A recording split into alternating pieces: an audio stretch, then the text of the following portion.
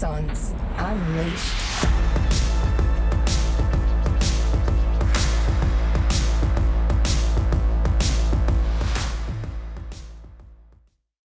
G'day everyone, my name's Robbie. I'm joined with Dan. I've got Dane back in the house, and I've also got Tamara here as well. Welcome to another version of Axons Unleashed. Morning all. Here we are. Here we are once again. Good to be back, team. Yes, mate. You missed us last week, but Dane and I were drawing off a lot about going through recruit training and et cetera, et cetera. But now we're going to talk about my career as an officer. It's very apt that you're back in the house. You'll have to listen back and hear the adventures. It wasn't quite as funny as at Dane's recruit school, but it was pretty good. I thought I was going to have to apologise to our listeners and be like, I'm sorry you had to listen to those two carry on for the last week. Well, you can. It was easy. Yeah. Plenty more where that came from. Hey, so everyone will be really, really happy to hear that this is the last time you have to hear about my career in the military. So I guess we're at that sort of final stage now whereby I finished off the last session, sergeant rank off, captain rank on, left turn, into the officer's mess. Away you go. Mm-hmm. So that was really cool. Back in the bad old days, mate, where you could go from being a snake straight across to captain, because obviously these days you need to be a bit more senior in your OR ranks before you can chop across to captain. So yeah, it's good, isn't it? I was like, there was no fucking way I was going to do it if I got if I got commissioned to lieutenant and had to go through Duntroon. I'll be like, fuck that. I'm not. No. You would have been all the better off for it too, mate. Your years as a good young lieutenant are some of the formative best times of your life. No doubt. I yes, and yes. And certainly when I did commission, I was able to sort of join a whole new cohort of people, and I could see they had very strong bonds because they all met each other either at ADFA or at Duntroon, and sort of went through those real formative years. But I sort of came in on the side, I suppose, which was good and Super bad, sub. and a little super sub. I like it. So interestingly, I got commissioned in April 2003, and then basically deployed like 3 months later. Boom, Solomon Islands kicked off, and we had to go over there with a 2 RAR group. So it was really weird to sort of be a senior NCO 1 minute, and then bang over there as Captain Robbie. And then one of the things I remember is that, and Dane, you probably remember this as well. When you see a warrant officer, you like brace up. You're like, "Morning, sir." I used to do that still. He's like, "No, sir, you call me sir now. I don't call you sir anymore." So it was a bloody weird little thing to go through. So you do it almost out of fear at the start, and now it takes a while to get out of your system. Well, you were telling people to call cadets, sir. So throw him the bone and then laugh at them afterwards and say, "He's such a fool." But one of the first things is that there's a little fob down to the southern part of the weather coast that needed to be established, very, very soon. So it was, I got, righto, Robbie, you're going to now go and be the sort of the fob commander down there. So I had a platoon of Australian infantry, a platoon of Tongan infantry, a platoon of Fijian infantry, a whole lot of SIGs and other sort of people sort of attached with us, a medical team, etc. So yeah, bang, on the bloody on the helicopters and down we go. Into the bloody Badlands down there, like no coalition troops have ever been there before. There's a few bloody buffheads running down around there, shooting weapons and bloody beheading people and stuff on the southern part of the weather coast there. So we sort of, I remember we sort of landed. I went down and did a helicopter recce. Landed, got off the choppers. Everyone's sort of out in formation, and sort of the only thing I was like, all right, let's go and just quiet routine for 10 minutes just to sort of see sort of what's happened. And then you've just gone, and what do I do next? Yeah, pretty much. You're like, all right, everyone I can back on. see there's a... Cleared. Probably after about 5 minutes, I suppose, we're sitting there, I got a report by one of the outer sort of, one of the perimeters. They're like, there's like 40, 50 guys all carrying machetes and rifles coming our way. I'm like, you're fucking joking. I'm like, this cannot fucking be happening to me. I've only fucking just landed in country. I only feel like I got commissioned like yesterday, and now I've got fucking 40 or 50 dudes walking towards the fucking perimeter. I'm like, right, fucking, stand to. Let's go, boys. It's fucking on here. But luckily they came in peace. They saw the helicopters landing. I'm like, no, we're here as a gun amnesty. We're here to hand back our weapons. I was like, fucking 50 cent, 5 cent, 50 cent, 5 cent. I'm like, first time on the ground, and I'm going to be a fucking shoot 'em up match straight away. That was certainly the reports that was coming in. They heard that Robbie Turner was coming in on that helicopter, mate, and they're like, please, sir, take our weapons away. We don't want to fight with you. I was like, thank fuck for that. And because I hadn't been to Afghanistan at this stage, right? So that was like, So, that was the fucking real war back then. Yeah, mate. I was going to say, I didn't realise I needed to bring my body armour today. But I haven't heard that 50 cent 5 cent. I don't even know what it means. Your pucker's doing 50 cent, 5 cent, 50 cent, 5 cent. I was talking about it last week. Oh, yeah. I just got it. He was shitting himself. Yeah, like, fuck. Okay, I didn't think I just wasn't expecting it. They're like, what are we? there's 5 minutes in? Yeah, 5 minutes. How much does it go to show, though, that when you go through all those processes and you've rehearsed and planned for what you've expected, you're like, no worries, I know exactly what I'm going to do here. And you're like, boom, just fall into drills and you go and do your habits. But when you get put in a situation where you're like, holy shit, I've not prepared for this. I'm now a junior minted captain of going into a combined force, a coalition force of dudes I've never ever met before to build a base that I've never ever done before. And you're just going, fuck, what do I do now? Yeah, it was a little bit crazy there. But look, we got into sort of fob routine and it was really, really great hanging out with the Tongans and the Fijians because no doubt they'd catch a fucking wild pig and, 5 minutes later it's on the bloody spit ready to go. So we ate like kings down there because she was all rat packs back in the day. Eat pork. What are you talking about? We I wild pig. I knew to smash it. Yeah, I do. He doesn't like pork belly, but he freaking eats wild pig. Yeah, it's great. They were fucking cutting bits of cheek off and bloody feeding it to you. Yeah, it was fucking great. Yeah, it was good. Real good. It's all in the presentation, obviously. Yeah, clearly. God. Like bloody wrapping it up in banana leaves and shit. It was bloody excellent. Sure enough, I got one of the resup birds came about 2 weeks later, and I got a call came in from the sort of headquarters going, the FOB commander needs to go and marry up. There's a safe hand parcel for one of the resup birds. I'm like, oh fuck, this is interesting. I've got no one bloody sending me shit, and no one really knows where I am. Sure enough that I went over there and bloody waved me over. Good mate of mine, Steve-O, actually, who was flying a Iroquois. Chopper comes in and he goes, there you go, Hooch, that's yours, mate. See you later. I'm like, what the fuck is this big yellow envelope? Sure enough, off the bloody chopper goes, open it up, bang, posting order. You're going to SOCOM. Because I didn't have a posting order. Obviously, I got commissioned bloody a couple of months ago. And now here we were sort of September, October-ish, the posting as we speak now in the first week of September, as we know, posting orders are out. So, yeah, sure enough, I'm like, oh, right. They said, congratulations, Robbie, you've been selected. We need you to go down there and effectively stand up the JTAC capability for SOCOM. In broad terms, there'd been a couple of officers, RAA officers, go down there and try commando selection that had not been successful so far. We need you to go down there and sort of spearhead that capability. So had you been applying to go and do this? Is this something that was on your radar at all? No, not at all. Wow. So it was like shit got real fast, real quick. So what did you need to do then? Obviously, you got your posting order, and then what was sort of the cycle that you had to go through now? Yeah, so I mean, the first thing that sort of sprung to mind, I'm like, all right, this could be a few firsts coming our way. I was the first senior NCO in artillery to get to commission. As last week, Dan, you missed out. There was 5 other warrant officers that got to do it, and they were like the creme de la creme, the fucking best of the best. Like when I very first met them, when I joined back in 1990, these guys were like fucking Top Gun junior NCOs walking around fucking like on cloud 9, senior NCOs, warrant officers. I'm like, fuck, there's no way I'm going to be able to like match what those guys did.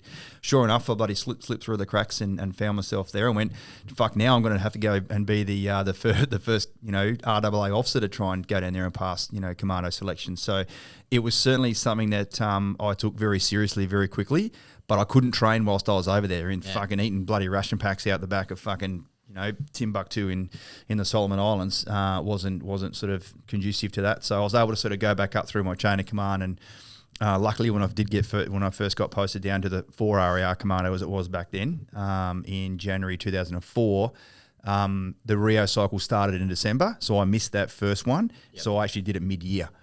So it was good. I had the first 6 months of 2004 to get my shit together, really. Yeah. And mate, I was a fucking man on a mission. Yeah. So what did you do when you got down there? They grabbed you out and they're like, "Hey, come down to Sydney." And what was the next step for you for that first 6 months then?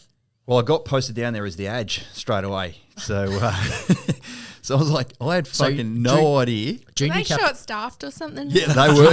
Yes, mate, yes. Junior captain to the Solomons. Now you're like second year junior captain as the adjutant of like fucking second 6 months junior captain. Yeah, buddy, as one of the more senior units, I suppose you'd say. An adjutant would normally be the most senior captain in an entire unit.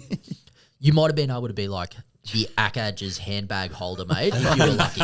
At best. I remember Brett Challoner was the OC of Charlie Company at the time when they're standing up Tag East, and he'd come in there and fucking start talking to me about stuff, and I'm like, I got no idea what this fucking guy's talking about. He goes, yep, I just needed to brief the CEO on this.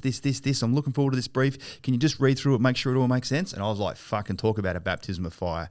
I had zero idea how to be an adjutant, let alone the fucking adjutant of a unit that was rapidly growing and sort of evolving and sort of bringing itself up into the status that it eventually came. So, yeah, that was a real bloody baptism of fire.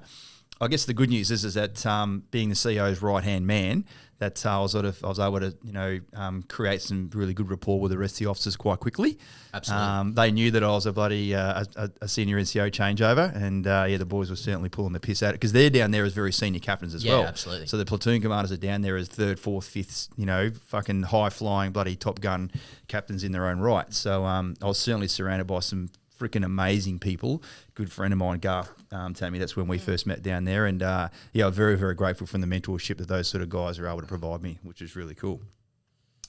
Then I did selection from sort of mid 2004 through to the end of the year, really. Yeah, right. Fucking out at Holsworthy, freezing cold, fucking walking up and down Yarmouths, etc., etc. I won't bore everyone with my bloody worries, but needless to say, there were quite a few times where I'm like, I am fucking fragged here. I'm walking around. I'm lost. I'm fucking in these boonies. I'm walking through these fucking sticks and got bloody spider webs on my face at night time. I don't know where I'm going. I've fucking still got 3 days to go. I'm like, fuck it.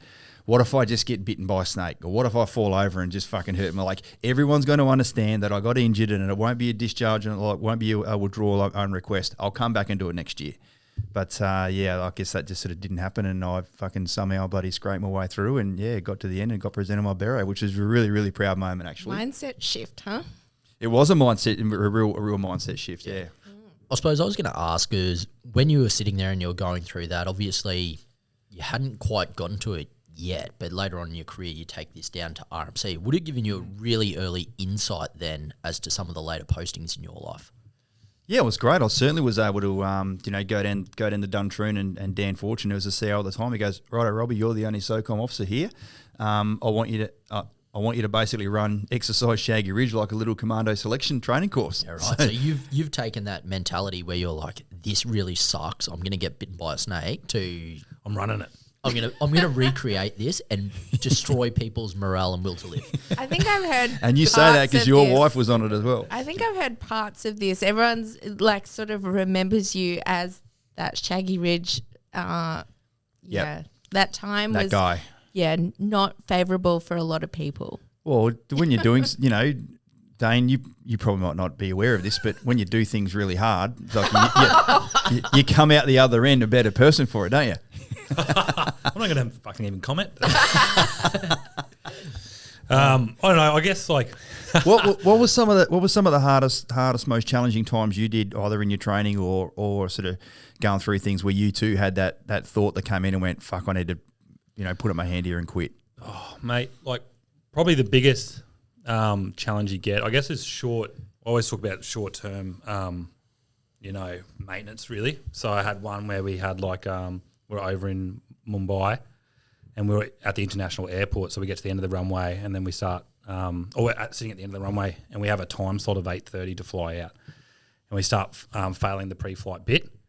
And I remember like I had this really big night the night before. So they call them UV drips for these Belgian girls and stuff. Anyway, so I'm there and I'm struggling, but I'm the only avionics engineer on board so far. By the way, we're going to go back to that story in another podcast. Yeah, I don't know what it is. That'll be a whole episode. But going up there, and it probably doesn't help that, but the thing is when you're there and you're there and there's like Air India and there's Emirates and all that sort of stuff and they're all banking up and they're going, Aussie 210, are you going to make your time slot? You're going to make your time slot. You need to make this slot because you're not going to another slot. And then so you have all this pressure and you're there and you're just sweating. And I guess it's not something that's just like an arduous experience, but it's very timely, like being able to take something and I guess do it as quickly as possible.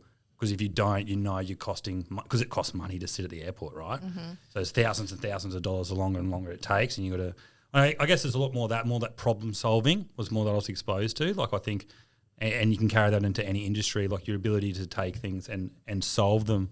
You can apply that anywhere. So I guess mine's not a thing where like I was told to pack march here and there. And I don't want to talk about my pack marching. Robbie will tease me. I lined up for pack marching at OTS and they got all the packs and they put them on a truck. I'm like, what's going on? They're like, oh, they're going to drive them out. We'll just walk out there. And I was like, yes. This is like nothing like recruits was. This is officer retreat school. But it's going through those time pressures, I think, was probably the biggest one because you don't have anything where you can just go, oh, well, I can push it off. I can pull it off. Like people there and going like, mate, we need this because we need to fly or else we're going to miss this and we're going to miss that and the chain reaction. Then there's curfews at airports as well. And it's not just that. It's the safety element as well. You got to have your head straight. Yeah, you just got to be in the game. Right. And you remember what the airline environment is like anyway, Tammy, from your time at Qantas. Yeah, absolutely. Yeah, we probably relate a lot with that, and it is that the time stresses because you might go, we're going here, and here, and then the end destination has a curfew and you need to make it by this time. So every minute that you're delaying here, the flow-on effect of that where they turn around and say, well, sweet, you can't land at Travis Air Force Base, so too bad, so sad. So now we're like, fuck, what are we going to do? I remember being stuck on an overnight and we'd had an engineering problem in the morning and we couldn't get back until like 5 hours later or something, and we're sitting at the airport just waiting for a slot back in Sydney Airport.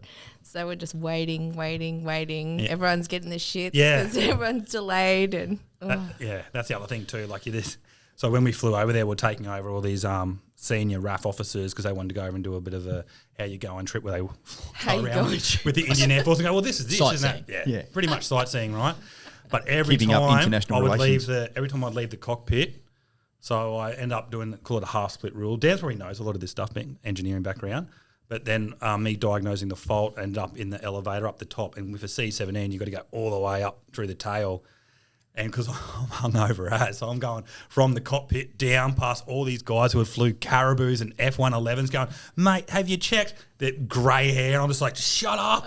Like trying to cruise through, and then I've got to go up the fucking ladder all the way up the top, through the maintenance tunnel. I'm out there, open the door, and it is stinking hot. Oh, yeah. It is in like India. And I'm like, I'm out there just like, oh, my God. Like hating my job at the time, but got it done and you keep going on. But it's that, I think, a lot more is the time pressures of getting something solved. I love that your story of I was really ready to give up was when you were hungover. Why didn't we bring another avionics guy? Stupid. I guess like doing commando selection and what you just explained then is like exactly the same. Sorry. I'm trying to relate to it, right? You are. I love it how Robbie tries to bring me in. He goes, it's this and I'm doing that. Dane, tell us, you're not used to hard work. Tell us a time where you've had to strive. And I was thinking, fuck, is he kidding? it's just digging you the hole and you're jumping right in. I don't mind going in there. Well, Robbie, I know you're a commando, but think about this. Actually, to be fair, as the artillery guy on the reinforcement cycle, obviously I had to go and do the JTAC course. So from my FO background, JTAC course is probably known as one of the hardest courses in the military to pass. Many people have just what do you reckon the fallover rate is? Joint Tactical Air. Joint Terminal Attack Controller. Oh. Yeah. Did you coordinate that when you went down there, setting it all up? I'll get to that. As they say in a weapons lesson, don't get ahead of me. Oh, I haven't done this lesson before. No. So this is me doing my JTAC course. Oh, Roger. So as I could be sort of suitably qualified to do what you're asking. Yep. What did you say, Dan? What's the hardest thing about it? The fallover rate. The fallover rate's phenomenal, and 50-60% minimum. And you don't get a re-goer to do you? I can't remember. I think depending on the reason for the failure, like if it was a safety issue, then you're out straight away. So 50-60% fallover. Yeah, and so we're talking about time and fuel and resource, like fucking flying a jet from Newey out to Singo just to go and do the bloody bombing runs. If you don't get that right, you fucking wasted an hour and a half worth of bloody F-18 fuel, and that's fucking like it's the most expensive course a ground guy can attend. It's got a really, really high failure rate, but it's a super, super important one as well. When if there's think about our current, like our previous or most recent wars, there's a lot of people that are required to control the air assets that are operating over there. Yeah, fuck yeah. So that was my sort of first introduction to air power, even though I'd been an FOAC before in artillery and some of the captain FOs were JTAC qualified and I've seen them coordinate it all before. It's like fucking playing a big movie, like a big reality bloody video game, which was fucking cool. I was really, really keen to go down there and get it done. when you're actually doing it, it's pretty fucking nerve wracking, and obviously got fucking wing commanders over there standing over the top of you and stuff, bloody assessing everything you say and do. They got nothing else to do. They got with the. I love it that you say air powers. Oh fuck! Anyway, but when you said air power, because like I'd like it to be used a bit more around Axon. You know that's air power. Me. Air power. Yeah. That's Is the that realm. just? That's where I operated. That's up how there. we're going to refer Well- to Dane. Your air power. What is Here he our comes. admin? What is the admin and marketing team referred to?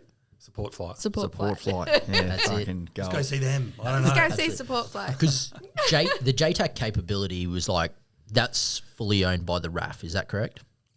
It from an air perspective. So there's air land integration. You've got the guys on the ground and the army, and then you've got obviously the planes in the sky. Yep. And then there's the air land integration wing to sort of bring those two together.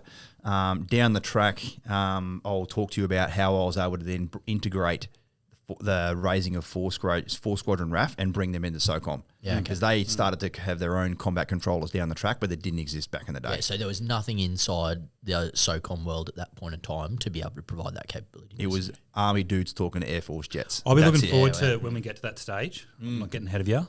Oh, He's thanks. like, For. hurry the fuck up. But no. But Get talking to the about rough bit. four squadron going in, because I used to meet a fair few of those guys who, you know, and they always seemed like I always say, oh, you can tell a CSG or who's army, you know, they're more army than RAF, but having that capability. So I'm looking forward. Yeah, to mate, and from what I see on, you know, the very, very limited exposure that I get now, like they've come along in fucking leaps and bounds, like doing free fall courses and shit. Like, so they're fully spec'd up operators and they're very, very highly skilled bloody JTACs as well that have lived and breathed air power, you know, since they joined. Cool. Because I guess that's one of the things about doing the JTAC course is that 3D spatial awareness. Like, it's a very two-dimensional landscape. Like, you're here, you're over there, or you've got to move from here to there. Fucking someone's shooting at you on a flat plane. There's no vertical sort of aspect to it. So just to sort of get your head around that and directing jets around the airspace that are flying at fucking, you know, couple of kilometres of bloody every few seconds, like shit happens very, very quickly. So that's the whole thing about concurrent activity.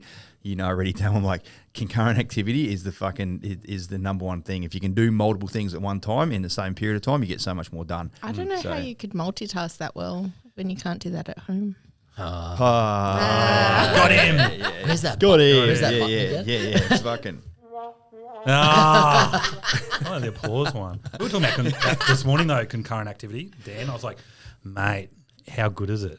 Oh, and he's it's the best. he's probably thinking of me going, why are we talking at 7 a.m. about this? Well, mate, I just dropped James off at daycare and I get this phone call from Dane and I'm like, hey man, are you okay? Like, aren't He you missed you. He missed you. Is the surf flat or what's going on? There was no surf. There's know. lots of white water out there. I did see that actually. I made We were a talking comment. about Tammy and I walking down. I'm like, she's like, oh, Dan's already down doing a one-on-one with Jane. I'm like, oh, maybe I'll do a one-on-one with someone. And she's like, do you do a one-on-one with Dan? I'm like, nearly fucking every 2 hours. Yeah, we're constantly chatting. Well, you and I used to do it back in the day. It's just Yeah, open I don't- lines of communication. I don't speak to Robbie anymore. I only speak to Dane these days. So. Used to be like hours on the phone. So it was good, you know, doing my Rio cycle at the end of selection was really cool. Lots of new skills, you know, roping course, amphib course, heavy weapons course, already done my para course, urban ops course, etc., etc. So it was really, really cool to sort of get all those skills under the belt. So that was the remainder of 2004 and in the first little part of 2005. And then, of course, 9/11 had come and gone. And then, yeah, certainly the Australians' involvement of that started to ramp up even more. So SOTG, in its current form, well, the previous form, how it sort of finished up, what they do, 25 rotations or something. In August 2005, SOTG 1 got stood up. And Alpha Company of 4RR, bang, you're off and away you go. So I was sort of the platoon level JTAC to make that happen. So boom, over we go. We had to get the RAF didn't have C-17s back then, so we had to catch a US Air Force C-17 from Pierce over in Perth, and then fly that way. They're like, right, we're going to do bloody attack descent into this place called Taran Kowt. There was a US Special Forces troop operating there, but there was nothing at TK. They're like, right, make sure you strap everything down. This tactical descent's like bloody flying through space. And we're like, yeah, fucking whatever. No worries, mate. Yep, fucking righto, Jono. Sure enough, fucking down she goes, and fucking we're being lifted up out of our seats. Shit's floating around the sky like you see in the space shuttle there. So it was a real zero G environment. full tactical descent into bloody TK. No bitumen runway or anything back then. Down comes the fucking ramp, and then fucking opened, like I see the Afghan bloody landscape for the very first time. Yeah. Well, we were the first boots on the ground, really. From a task group perspective, there were some other discreet people over there for quite a few years before that.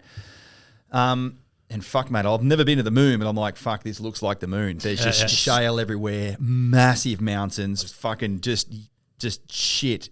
I was going to say, because those of you who have been there, you're probably just imagining now the TK runway, and you look out and you feel like you're just in a bowl. Yep. Those big mountains the whole way around you. And you guys would have just been looking up going, holy shit, like this is not a very safe place to be, like within target's range. Correct. People can fucking see us from miles away. So, it was interesting to get there. Like, there was nothing set up. Yeah. We were sleeping in tents for the first couple of months. There's no fucking shelters built, getting fucking rocketed and bombed every night. Yeah. Like, it's not a very nice feeling when you're fucking laying there in your fucking tent.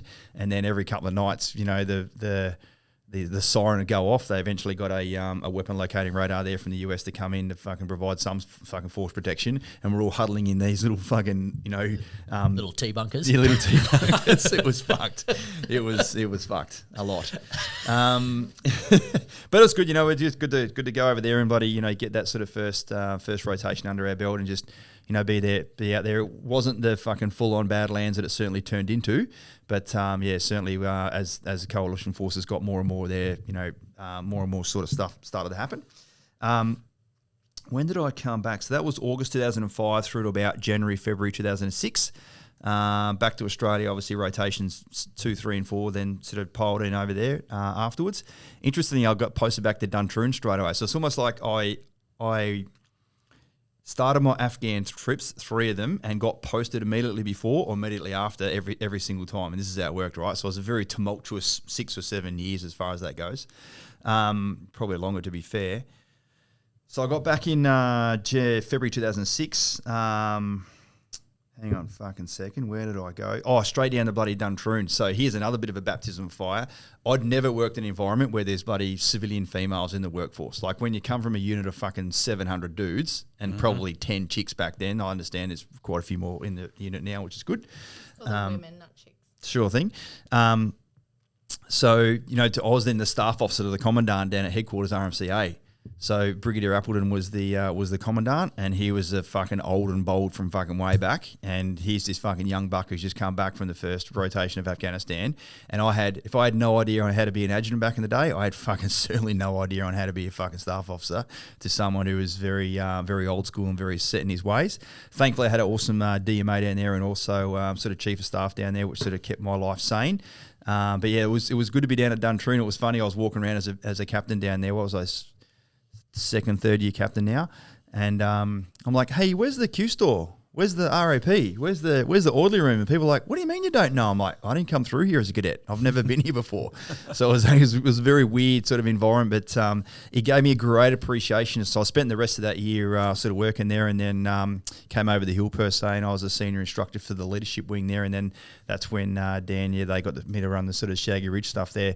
But I loved being a recruit instructor down at Kapuka, but I loved being a leadership instructor at Duntroon even more. Like it was bloody phenomenal, just to have that influence on people, be that guy from a leadership perspective, because at the end of the day, you would all agree, those people from a military background listening, the most important relationship that a young officer has is that with his or her senior NCOs. And having been a senior NCO for 4 years, I could go down there and I guess I was just a little bit different. As soon as some of the cadets found out, that I was a sort of senior NCO changeover, boom, they'd just gravitate across to me and go, tell me about this. Like, what do I do in this sort of situation? So, and certainly they were able to go, now we understand, sir, why you're a bit different. You're not like the other captains that are here. I'm like, look, I'm no better or worse than any other captains here. I just come from a different background. So it was really cool to be down there. And you're just different. A lot different. Well, Yeah. you were there as a cadet, so you would have seen that side of me as well. Yeah, and I mean, when you still speak to people who were there at the time, and they obviously all remember, but even like the smaller courses that came through, they'd be like, yeah, was that guy that was really, really intense and passionate about everything that he spoke about? And I'm like, yeah, that's him. Still is. Still the same guy. I don't know where that got bred into him, but it didn't disappear, put it that way. I don't know either, actually. I don't know either. if I find something I like, I fucking love it. Yeah. And if I'm not very good at something, I don't do that. I just don't. My brain is already full. I don't take on information if it's not going to be useful for me, because if it's something in, it's something out. Something has to go out for me to remember this. Was Dan one of the cadets that gravitated towards you? No, think? never. No, he's an engineering background, mate. No, no. absolutely. no. I don't think, RT, I don't think we really got to know each other until I was like posted up to Darwin maybe 2 or 3 years later, and you'd be occasionally coming up there, and pitch blacks and all those sort of activities would be on, and there may or may not have been a couple of cheeky nights at monsoons for those of you who live up in Darwin that resulted in you sleeping on our fold-out couch, which is always bloody fun, mate. Yeah, the closest relationships I got with the cadets down there were the ones I played footy with. You know, because the instructors and the cadets down there would play footy together on the weekends and stuff. So that's, you know, you sort of form that extra little bond down there. But look, I'm really, really proud to know that I've got dozens and dozens of, you know, friends on Facebook and people I catch up with, and, you know, cheeky little messages every now and then. Many of them are turned into clients of ours now. So they're sort of helping, you know, we're helping them build their property portfolios. And yeah, you make lifelong friends down there. And certainly similar to being an RI, you're working in that all-core environment. So then there's a whole new bunch of, you know, peers from a cohort perspective. So then I'm down there with engineer captains and armoured corps captains and, you know, intelligence corps captains, et cetera, et cetera. So it was a really, really great environment, and you really expand your peer group down there a lot. Did you and Dane ever have cross paths or close to? Is there any like He's not allowed on our bases. restricted? Well, you only fucking served in Amberley. Yeah. I did go up to Amberley a few times real when frontier. the F111s were up there, and when we used to go out the back there and do some dry runs from a JTAC perspective. But yeah, You might have been on base at the same time. yeah, maybe. Everything's going there, like all the squadrons and stuff, all the flying squadrons anyway. It's funny when you're talking about sort of like doing a tactical landing. So we do like that with like touch and goes, right? So you'd be flying along. I was laughing when you were talking about it before. And they don't say anything, and then they just go like, doof, and it feels like you're suspending in air, and then you just go like, oh God. Or they might go like, what'd you have for lunch? And then you go down. So they have like a load master selection course, and we used to sit on the jet with them. So you get all these guys and they're Navy and Army and stuff, and they come like, we want to be a load master. So they do this flight at the end of it. It's on like the Friday morning for 2 hours, and they go, all right, guys, so you get on, everyone sits looking that way, directly at each other, so sit on the sidewalls. Inwards. They fly them out and they go, what we're going to do is we'll take off, we're going to shoot out over to the ocean, and we'll throw it around a bit. What do you reckon? Everyone's like, yeah, all these people who've never sit in planes. Anyway, so we're going across. They're thinking they're on a Qantas jet. Yeah, Like. I got this Navy guy with a beard, and he's sitting across from me, and like, I'm not there trying to get selected or anything. I've got to be on the jet for any air issues. Yeah. So flying along. And I was talking to him as I was walking on the plane, and he's like, oh, mate, it's just so keen. I can get in the Navy, get in here. I'm like, well, this will show you if you're keen or not, right? I said, did you have any travel calm? And he's like, what's that? I go, you'll find. I go, what'd you have for breakfast? He goes, oh, mate, how good's the mess at Amberley? Bacon and eggs. And he's crapping on it. Had some oatmeal. I was like, oh, God. And you're sitting so I end up opposite sitting him. across from him, and we're flying along, and they just start banking it real hard. Boom, boom, boom. And the plane, it's just like the Travelator, like that ride. So it's going up and down, and so it pushes really hard on you and then brings you suspended. And my mate next to me goes, shit, that Navy guy doesn't look very good. And he's going, oh. And then he's starting to grab the sick bag off the wall. Oh. I'm like, he's not going to make that. And he goes like, duh. And he pukes on himself, and he grabs the bag, and then we start banking up. And I'm like, oh, God, he's going to be like higher. And he's looking at me, like the smell. And then by the time we landed, all these like Navy dudes and Army guys like trudge off the back, like, oh, they're like puke. And we're just like, yep, that'll sort them out. And then the Lloyd Master comes up to me and goes, so we'll probably get about 2 of them, I reckon, out of all that. For those watching the YouTube clip, that was fucking funny. How did you go with all that? You I took tablets, dude. you knew. Drugs. Right. Drugs. Travel car. I'm like, mate, it's the Friday flip. We got to get on the travel car. But you get people out there, and and you can see the pilots just love it, because always what you're supposed to do is look at like the horizontal line. There's like a white line, and that because the center of the jet is still centralized, right? It's just the sides that are going like that. So the pilots are always pretty good. As it's called. Yeah. Yep. Man. Fucking hell. I think pitch yaw. Love it. Yeah, but they're obviously not in tune, so they're getting flicked up, you know, big time, and it's just a bloodbath. The reason why I know that is that when we did our JTAC course, they put us in the back of a Hawk. Yeah. So no training, no gravitron training, and fucking you're in the back of a little jet, proper jet trainer. And yeah, we did 90-minute. So the guys were down. So the course got split in 2. Guys were calling in low-level passes for 90 minutes and I'm in the fucking back, and it gave you a real appreciation about what the pilots have to go through. And I was so much of a better JTAC having gone through it, but I was fucking like, it was the worst experience of my life. I was like, get me the fuck out of here. It was fucked. It's like your body too. It was the weird push on your like body all the time. really bad. Can we censor that last? There was like, I was not good. Like you in your fucking G suit. You were. It was. Stop saying that. Sorry. Righto. So, Anyway, back on so the- we went to RMC. So you were no good. I was no good at all. Wait, I was so were you vomiting? Him buggered up. Fucking oath. And then, like so we go down to a low level pass and then sort of egress back out to the next CP up at like 10, 12,000. And I didn't even have a mask on. I was trying to fucking breathe. Yeah. I'll make it see in the revision mirror. He goes, "Hey man, put your mask back on. There's not much like oxygen up here." Yeah. I'm like, I can't fucking breathe, mate. I'm like, You're like, shut up, mate. I'm trying to breathe back here. He goes, we can't land. Like, we've got to keep doing this sortie. It's like, it was like, too bad. Fucking hang on. This is going to hurt. It's and it different. did. And it fucking sure enough, there'd be another one come in and zoom, down we go again and fucking up and down. I'm like, it was fucked. I enjoy it. It's so different to like a seasickness. Seasickness is like real lappy sometimes, and it's that motion. And then, but this is like a different type. Don't ever do that in front of me again. It's very slow. The motion. That's my European move. That's all European. Oh, my European man. move. Oh, Jesus. Anyway, continue. Sorry, Robbie. Oh, this is fucking gold. For you, if you are listening to this on podcast, go and find it on fucking YouTube. I don't There's some want funny that. shit going. it's in, mate. It's happening. Mate, it's absolutely the going European The amount move. of editing I'm going to have to ask Dubs to do for No, this. it's episode. fine, it's all My fine, it's God. fine, it's fine. Let's Fine. bring us back Hey, on so track here. So we're back to RMC. then finished my time at Duntroon, got promoted to major in 2008, at the end of 2008, which was really, really cool. Mum and my auntie and uncle and everything come over there, like just, to see a young boy who fucking joined the army as a digger, then get promoted to major in the RMC done in the officers mess was a great event. Very, very proud. Family were bloody, stoked. Sure as shit, no dramas. Righto, you finished that posting, back to Afghan. So back to Afghanistan I went in December 2008. Went over there with, I think it's rotation 9 or 10 or something like that, 8 or 9. And then I was over there working for the CO as his plans officer. So it's all about understanding strategic battle space, synchronizing assets, basically, being that sort of J5 or S5, plans guy. What's happening not what's happening in the next 6 weeks, what's happening in the next 3 to 6 months.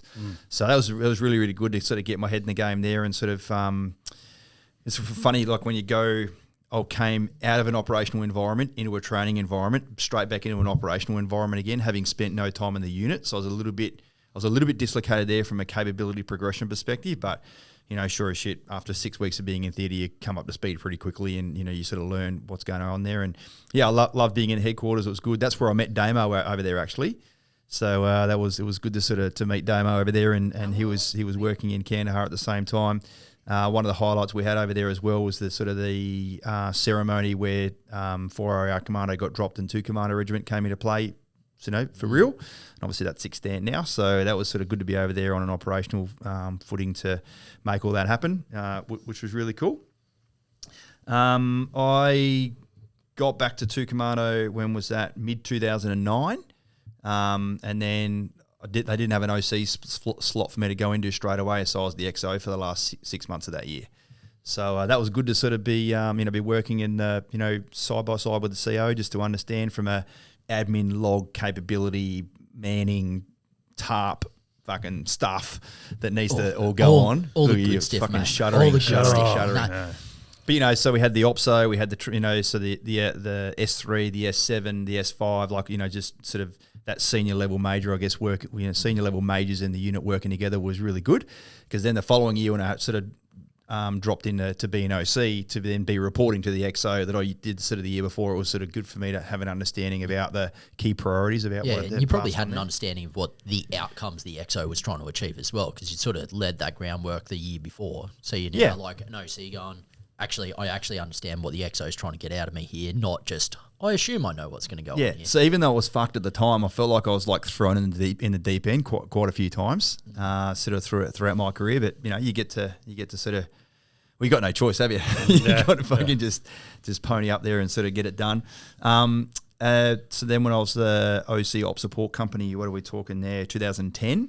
2010, halfway through 2011, the span of command was massive because I had the CT wing, I had the snipers, had the mortars, had the amphib wing, had the JTACs underneath me, etc., etc. So, I had all these bloody senior sergeants and warrant officers coming in and giving me all these briefs about all this capability for that. I then sort of put the meat on the bones to give us succinct briefs, sometimes all the way up to SOCOM and Chief of Army to change a particular part of a doctrine or whatever. And I didn't really fucking know what I was looking at because I'm not the SME in fucking vehicle mounted bloody operations or CT stuff. So it was a very challenging year and something that needed a lot of my attention to sort of get through there, and it wasn't just a bloody flash in the pan per se. One of the things I had to do this. So this was the time whereby there was a few rumblings where Chief of Air Force was talking to Chief of Army, going, "Hey, we got bloody JTACs bouncing in and out of Afghanistan, but we got heaps of bloody Army JTACs that can't pass the JTAC course. I've got a heap of bloody smart, effectively AGIs, I suppose, is sort of when I think that's where they were sort of first spawned anyway." The RAF SAS were like, "Oi, let's us bloody go and be a JTAC." So it was really good. It was challenging at first from a culture perspective, of course. And certainly now when I'm talking to all of our clients, I'm like, look, I did so much time with the RAF and I really, really appreciate not just hanging out with Air Combat Group with the guys flying the jets, but, all the air mobility group to get people, to and from. Did a few trips across to Red Flag in Vegas, went up to Alaska as well for another Red Flag up there and just got to hang out with RAFies a lot. So, it's certainly their professionalism, their AAR culture, their excellence as far to be a fucking pilot flying a jet, no small feat, right? So from a special forces and pilot perspective, we all got on very, very well. One of the cultures there that they do very, very well, and it's something I've certainly brought into here, is the AAR culture or the hot wash culture. If something's not going well, okay, right, let's all get together, leave your rank and your ego and fucking everything else at the door, and let's not blame anyone, but let's just try and find out what's going on. That whole sustain, fix, improve. Thanks, Dan. About how it all works there. So that was really, really good to be involved in. And I'll say to our clients now, I'm a buffed Army bloke through and through, 100%. But I've got a lot of sort of light blue that runs through my veins as well. So. Yeah, I guess, have you heard many blokes, Dane, speak about the Air Force so favourably? But I mean, what was your impression of the Army going back 180? What was your impression of the Army back in the days? I heard a saying, which I still think about, is in the Army we say you do, in the Air Force we say you think, in the Navy we say you relax because they don't do anything. Oh. And I remember thinking that. But one sort of thing is, and I guess, like I said about Robbie when I first met him. Man, this guy just oozes the Army to me. Everything that I see in the Army just oozes from this bloke. This was me. I'd been out fucking 7 years when you were still in that sphere to me. I'm still green. Is this guy still in? Nah, but it was. I just guess it's just a different mentality, and I get the culture side to it. You have situations where you just need people to follow what the direction that's being given. And you guys have. I find it always funny when I meet people who do maintenance stuff on choppers.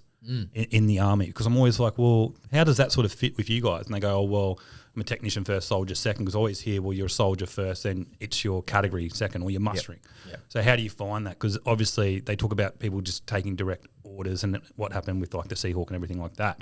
They didn't want to foster that. It was that bottom-up innovation I was chatting to you about it the other day. Yep. Of trying, and like you said before, everyone's supposed to just, you have these fishbowl moments where you sit in and everyone can just talk, right?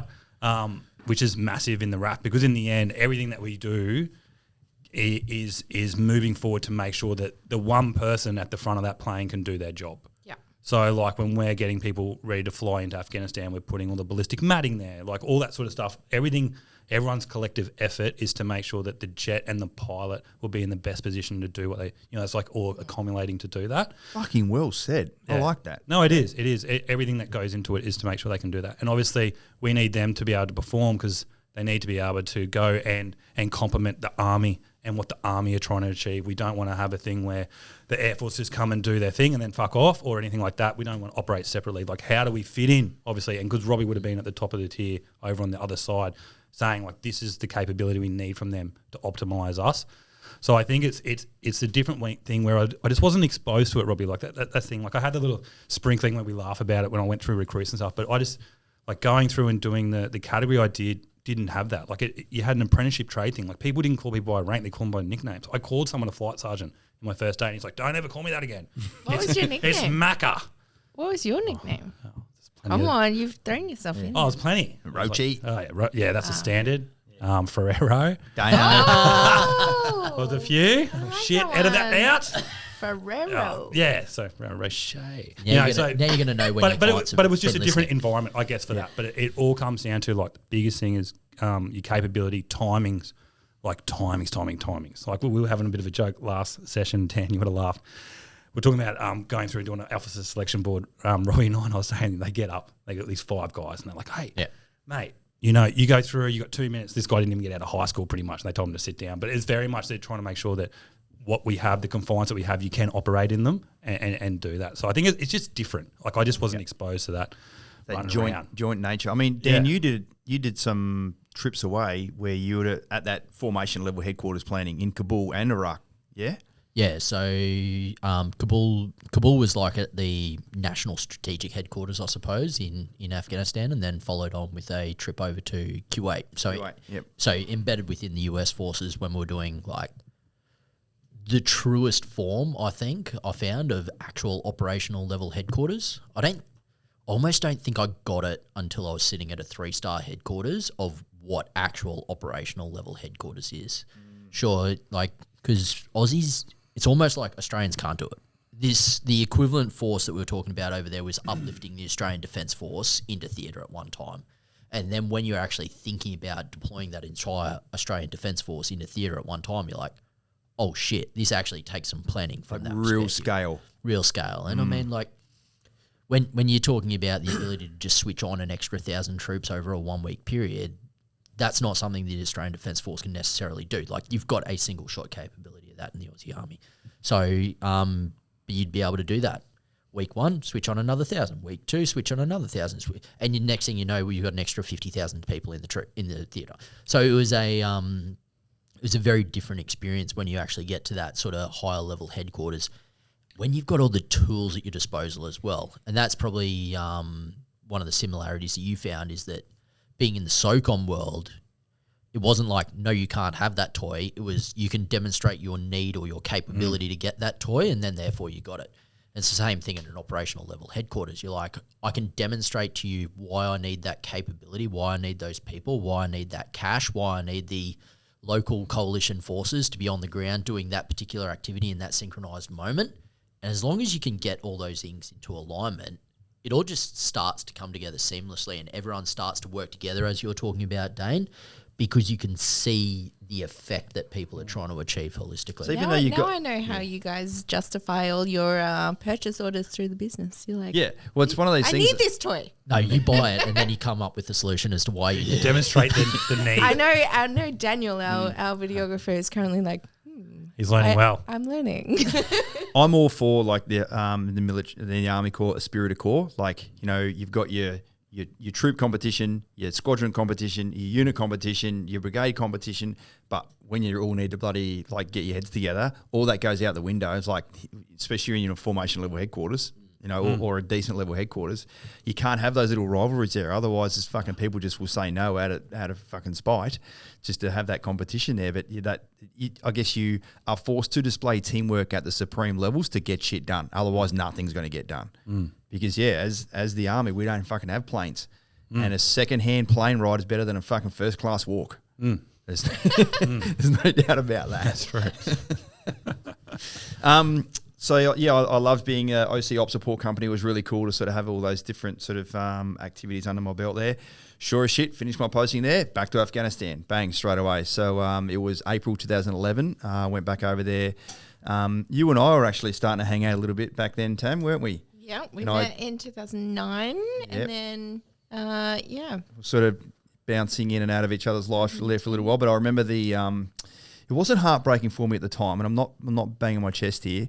When I said to Tamara, I said, I'm going back to Afghanistan, and so therefore we're not together anymore. I don't want to have a girlfriend whilst I'm over there. I don't want to have that responsibility. I've seen guys' fucking heads explode over there when things are not going well with their partners back in Australia. I was going over there as the opso of the task groups. This is like, all right, You need to be on. On, You're on, the on. person that has to be on 100% of the time. Correct. And it ended up being a 9-month rotation for me as well. So it went from April all the way through to January, really. So yeah, it was not a very nice thing to do, but I did it in a cold, callous manner at the time, and that was just, I didn't know any different. Like as Tamara, Have you learnt anything, by the way? Tamara's sitting there going, I'm glad you're actually, and you were a when you jerk. are surrounded by the chance of death and then the actuality of other people fucking dying around you on a very frequent basis, your levels of empathy, for me personally anyway, it just fucking disappear, because you can't fucking sit there and wallow and wane for weeks and weeks after fucking losing a mate, because the next mission's happening in fucking 72 hours, lads, and we're going to go do that. So, I saw many people sort of go through that as well. And when you're responsible for planning and resourcing and managing and then coordinating everything that goes into it, you just got to be on all the time. So, Not that that's healthy. no, I mean, looking back, it's not healthy, and it has contributed to some PTSD of mine, but at least now it's being addressed and it's being fixed, and people will have to sort of face that stuff eventually. But yeah, it was really cool to be over there as the OPSO, and yeah, like I said, it was we lost too many guys in that trip actually, and many of them as some guys I did my Rio cycle with, so the guys you remember the most. So it wasn't a very nice time, but you're over there doing the thing. Sure as shit, finished that trip, bang, posted down to Canberra. So I didn't ever get to come back to Australia, or when I left Australia, I went straight back to Afghan the whole time. So it was a bit weird. So I think that was your last trip to Afghanistan then. It was. Yeah. Sort of, can you give us a bit of an insight how drastically things had changed from that first time where you did your TAC descent into TK to the last trip where you were sitting over there for 9 months as the OPSO? Because shit had evolved quite significantly between those trips. No more tents. The RTF was over there, Yep. the MRTF I should say. They were rotating in and out. There was bloody full bloody bunkered accommodation and everything. Air conditioning. Aircon, the internet was there. The secret fucking K drive that everyone wanted access to as soon as you landed was still there. For maintenance of morale by yourself.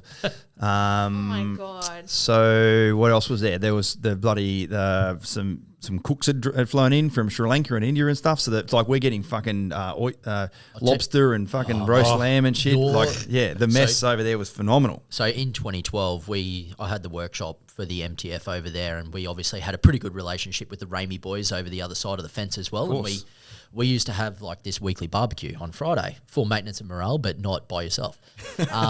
So we'd have this rolling barbecue, and I'll tell you what, we'd be like, oh, we've got good meat today, boys. We've got some chicken fillets. We've got this. We've got some burger patties, so on and so forth. And be like, yep, sounds good. And they'd have this lovely feed over at our workshop. The next week we'd go across there, and they're like, all right, it's on today, boys. We've got T-bones. We've got ribs. We've got lobster. We've got this. And I'm like, how good is this? You also had some pretty good Snickers ice creams over there too, by the way, mate. That mess. No expense spared.